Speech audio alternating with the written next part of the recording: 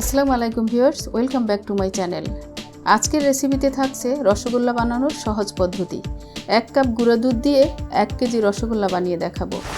রসগোল্লা আমরা সবাই কম বেশি খেতে পছন্দ করি, আর এটি যদি কম খরচে কম সময়ে বাসায় বানিয়ে ফেলা যায় তাহলে কিন্তু আমরা সবাই আরও অনেক বেশি খুশি।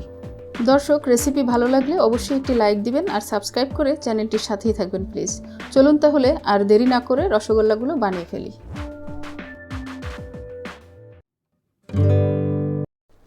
রসগোল্লার শিরা বানানোর জন্য 2 কাপ পানি নিলাম,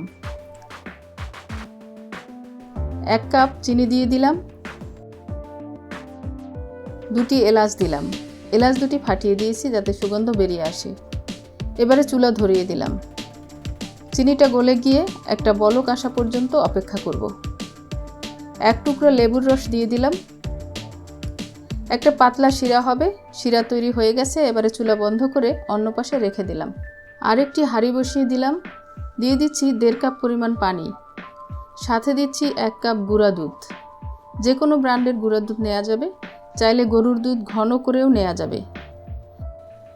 সামান্য পরিমাণে লবণ দিয়ে দিলাম, অর্থাৎ 1/4 চা চামচ লবণ ব্যবহার করলাম। দুধে বলক আসছে। এবারে 1 টেবিল চামচ পরিমাণ ঘি দিয়ে দিলাম, আর ঘি দেওয়ার কারণে সুন্দর একটা ফ্লেভার অ্যাড হবে। দুধে বলক চলে আসছে। এবারে 1 কাপ সুজি দিয়ে দেব। সুজিটা আস্তে আস্তে ঢালবো আর মিশিয়ে নেব। একসাথে সুজি দিলে দলা পাকিয়ে যাবে। এই কাজটি খুবই দ্রুত হয়ে যাবে, 1 মিনিটের মধ্যেই এটা হয়ে যাবে।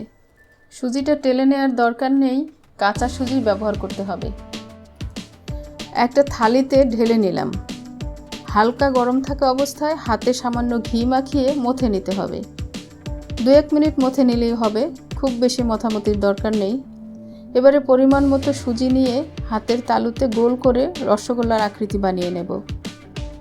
আপনি বড় সাইজের রসগোল্লা পছন্দ করলে বড় বানাবেন। আমি এখানে রসগোল্লাগুলো মাঝারি সাইজের বানিয়ে নিয়েছি। এখানে 15টির মতো রসগোল্লা হয়েছে, যা 1 কেজি পরিমাণ হবে। রসগোল্লার শেপগুলো সব রেডি হয়ে গেছে। এবারে শিরার চুলাটা আবার ধরিয়ে দিলাম। বলক চলে আসলে রসগোল্লার শেপগুলো দিয়ে দিলাম। মাঝারি আঁচে 5-6 মিনিট জাল করতে থাকবো। বারবার নেড়ে দেওয়া যাবে না, তাহলে ভেঙে যাবে। না নেড়ে মাঝে মাঝে পাতিলটা দুলিয়ে দিতে হবে। এভাবে আমি 6 মিনিট জাল করে নিয়েছি। দেখুন, রসগোল্লাগুলো ফুলে ডাবল হয়েছে, দেখতে দারুণ লাগছে। এবার 30 মিনিট অপেক্ষা করব ঠান্ডা হওয়ার জন্য। একটা কেটে দেখিয়ে দিচ্ছি। দেখুন, ভিতরটা অনেক সুন্দর হয়েছে। এভাবে আপনারা কম সময়ে এবং কম খরচে বাসায় ট্রাই করতে পারেন। দর্শক, ভিডিওটি ভালো লাগলে লাইক দিন এবং সাবস্ক্রাইব করে চ্যানেলটির সাথেই থাকুন। আর অলরেডি যারা সাবস্ক্রাইব করেছেন তাদেরকে অসংখ্য ধন্যবাদ। রান্না রিলেটেড কোনো প্রশ্ন থাকলে কমেন্ট বক্সে কমেন্ট করতে পারেন। আপনাদের প্রশ্নের উত্তর দেওয়ার চেষ্টা করব ইনশাআল্লাহ।